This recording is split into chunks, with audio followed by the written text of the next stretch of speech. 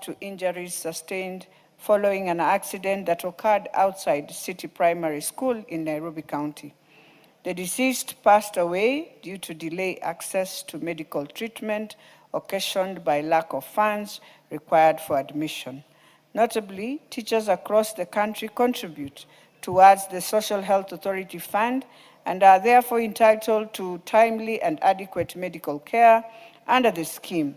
This unfortunate incident has raised grave concerns among teachers regarding the efficiency, responsiveness, and operational preparedness of the Social Health Authority (SHA) in handling emergency medical cases involving active contributors. Honorable Speaker, it is against this background that I request for a statement from the chairperson of the Departmental Committee on Health on the following. Circumstances that led to the delay in admission and provision of emergency treatment to the 3 teachers despite being active contributors of SHA, operational mechanisms put in place to facilitate provision of emergency treatment to teachers under the Social Health Authority, and compensation measures, if any, to support the families of the deceased teachers. I thank you, Honorable Speaker. Thank you. Chair, Health. Any member from the committee? Health. Majority Leader relay to them to bring a response in 2 weeks. Okay. Next order. Yes, hold Chisairo. Thank you, Honorable Speaker. Honorable Speaker, I just wanted to bring to the attention of the House that there is so much communication that comes to this House, be it from the ministers, the CSs, or from the committee chairpersons, that ends up being messages of just ensuring that time passes. Honorable Speaker, last year, on the issues of KERA, we had the CS here, and there was an agreement that all the funds going to constituencies will remain untouched.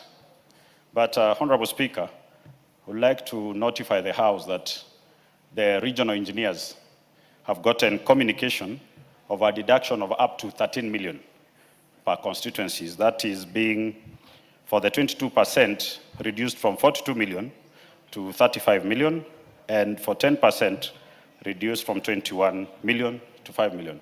Honorable Speaker, I would like your indulgence to try and ensure that these monies come as promised by the CS, because it's the rainy season and we are really struggling to have roads in our constituencies. Indeed, Gisairo, that matter came to the House Business Committee yesterday, and we tasked the Majority Leader to liaise with the Executive and bring a response.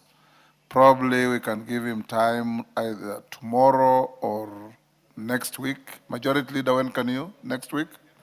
Yes, Tuesday next week. Tuesday next week. He will give a response to that. In the House Business Committee, the matter was raised by Honorable Mwalio and Honorable Kainan. I also have copies of those letters you are quoting, and Majority Leader will respond. Next order.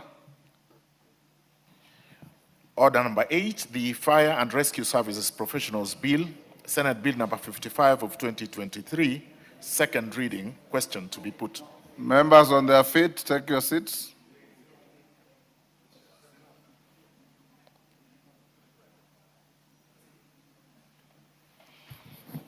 Honorable members, will now put the question at order number 8, which is that the Fire and Rescue Services Professionals Bill, Senate Bill number 55 of 2023, be now read a second time.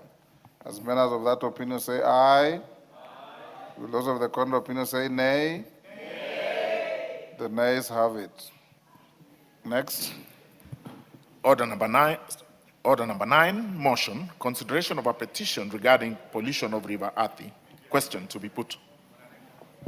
Honorable members, I'll now put the question at order number 9, which is that this House adopts the report of the Public Petitions Committee on its consideration of public petition number 11 of 2022 regarding pollution of River Athi, laid on the table of the House on Thursday, 11th April 2024.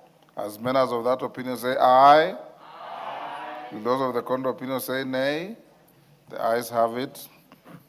Next order. Order number 10, motion, consideration of a petition regarding regulation of TikTok in Kenya. Resumption of debate. Who was on the floor? Okay. On the screen, if I go by the screen, I have Gitonga Murugara. Are you queuing for this? No. Wilberforce Oundo, are you queuing for this? Adan Haji Mandera West, are you queuing for this? Mangale Chiforomondo. Rindikiri Mugambi. Beatrice Elachi, go ahead. Thank you, Mr. Speaker. Mr. Speaker, I also want to rise and support the report. Mr. Speaker, I know many of our young people might think that this House wants to gag them on TikTok. But I want to also tell many of our young people today that even when you look at the report of the bishops, of the Catholic bishops, they are requesting, how can we ensure we have TikTok, yes, but TikTok should not be used for pornography, should not be used to misuse the country, should not be used for sexual offenses.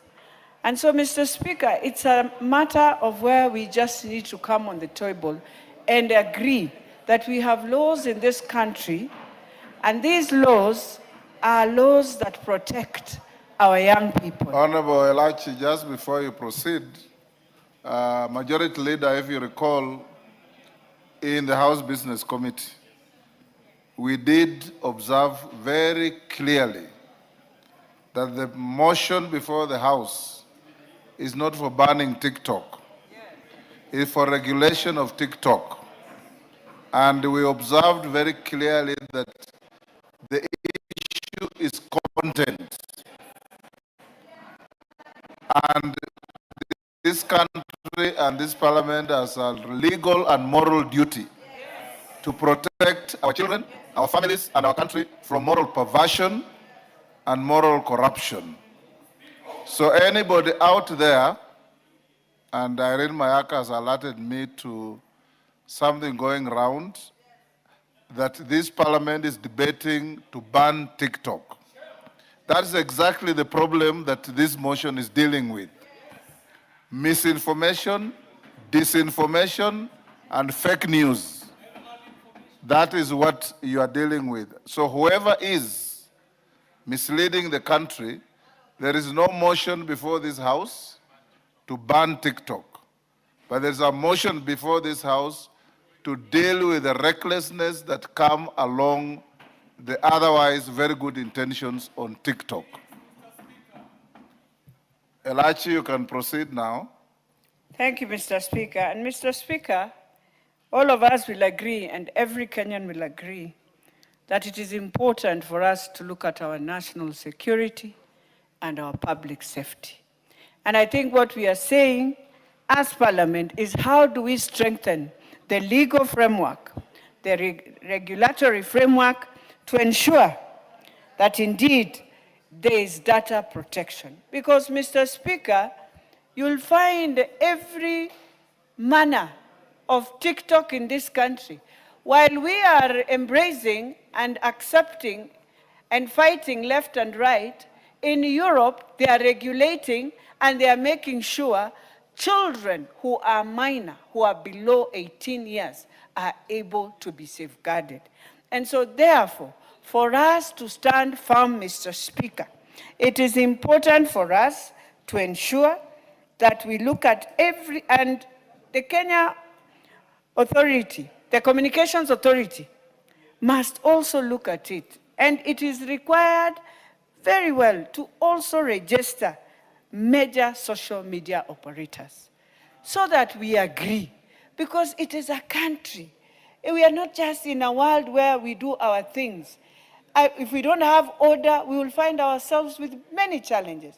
So I want to plead to the young people, what is safe for your sibling who is in the house, who is young? What is safe? What would you love them to see that is good for them. Because you might be an adult, you are able to see. Mr. Speaker, when you look at all the TikToks we've allowed, it has become it's an advertisement platform, yes.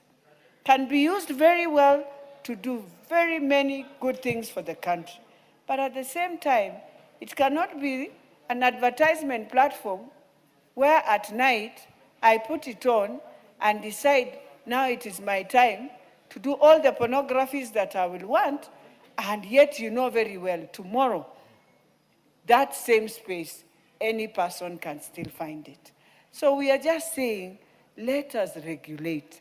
Let us make it workable for our young people, but also for the minors. And let us protect our country. That is why this Russian man decided to land on us, because he found a place where Kenya, we have democracy beyond democracy, where you can do anything and you can also decide. That's why he's using the same TikTok to spread all the women. And I don't know what we are still doing with this Russian man, Mr. Speaker, because this is one example where now we say, if our law in Kenya is strict on pornography, how did it end up on our TikToks? How? Those are things we need to deal with. The other thing that you realize, it is also a space where someone just does a crime and feels it's okay to just share this crime. And you'll just use TikTok to share the same crime. And we need also the owners of TikTok to start telling us, because they are also responsible. If you have a space, a digital space that you've allowed people to use, then allow also a space to report. Mr. Speaker, it is so difficult to report a TikTok. And so, yeah, it is so difficult to report. It's not like Facebook, where I'll go and pick a video, report until they'll pull it down. It is so difficult. And that's why we are saying, even for us, the Communications Authority must also give the people, those who have been given these spaces, who are international digital people, to ensure that they are able to be questioned, they are able to also be remanded when things are going wrong. So, Mr. Speaker, I support and I plead with the young people, let us create a space for both you, but also safeguard your siblings at home and the minors who are in school. I beg to support. KJ.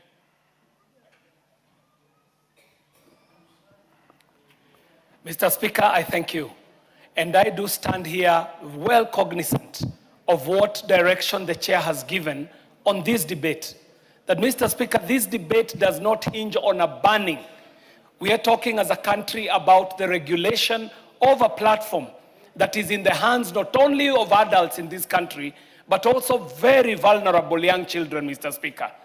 And the conversation ought to start with the understanding that regulations and laws can only do so much. That even families, parents, teachers, older brothers and sisters also have a place in this debate, Mr. Speaker. And so the debate that comes to the floor of this House today, Mr. Speaker, must be seen as a policy debate, not a moral panic.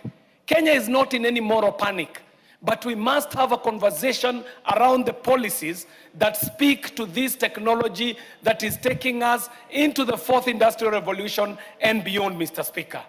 We also all must remind ourselves that some of these applications are not engineered. They're not made in this country, Mr. Speaker. And so when you get onto a platform and start working with algorithms that are set by somebody out there, the algorithms could be set for pushing marketing, Mr. Speaker, for pushing business, and in the same time, not conscious to the African traditional values that we answer to, Mr. Speaker. And Mr. Speaker, my point is that, one, regulation must protect without strangling innovation. That these innovations are useful for a time such as this, Mr. Speaker.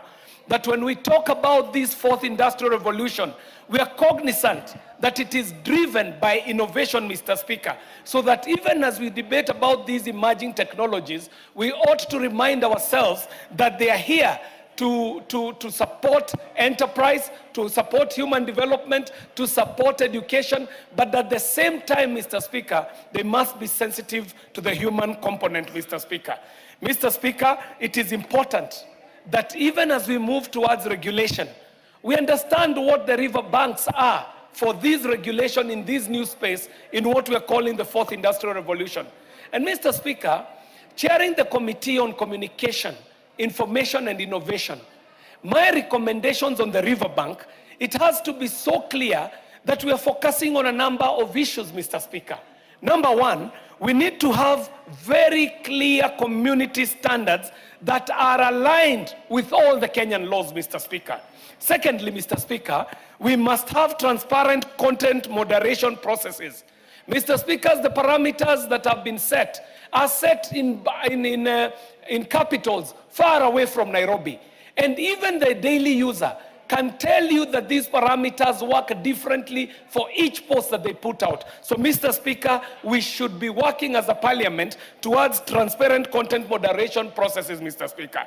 Thirdly, Mr. Speaker, there is a need for local accountability and representation in the country, Mr. Speaker, so that every entity that is doing business in this country must follow the old company laws that allow for them to be registered locally, so that what they are doing is also answerable to the laws of the land, Mr. Speaker. We must also have a right of appeal for content takedowns, Mr. Speaker, so that it is not just an algorithm or a computer somewhere deciding on what stays up and what comes down. Mr. Speaker, this again also needs to be very transparent as we go forward.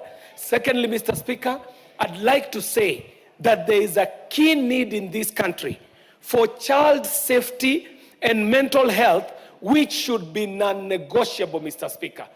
Mr. Speaker, we all know how trends on social media work on the brain of a human being. As it is, we know the effect it can have on an adult. We are yet to know fully, Mr. Speaker, what this dependence on social media is just about to do on the little children whose minds are still at the formative stage, where we were told that the mind forms from the age of 0 to around 18, and from there, Mr. Speaker, up to 21, there is a moderation on growth in the mental growth of a human being. So, Mr. Speaker, we must be able to protect our children from explicit content, from gambling and financial scams, extremism and propaganda, harmful body image narratives, Mr. Speaker, so that then we shall be speaking towards that. Finally, Mr. Speaker, we ought to consider this petition very seriously on the case of data sovereignty and national security, Mr. Speaker. And Mr. Speaker, I do pledge for just a minute, Mr. Speaker, so that I prosecute this point. Thank you very much, Mr. Speaker, for according me that 1 minute. Mr. Speaker, we need to come very strongly on the issue of data sovereignty and national security. Mr. Speaker, the committee that I chair, the Committee on Communication, Information and Innovation, started with its first order of business in this parliament by interrogating an individual who had landed in this country with an orb-shaped equipment, which they were collecting human data out of Kenyans by just incentivizing them with a few thousand Kenya shillings, which were not even fiat money. They were being induced using money that they ought to have redeemed using cyber money, Mr. Speaker. And that case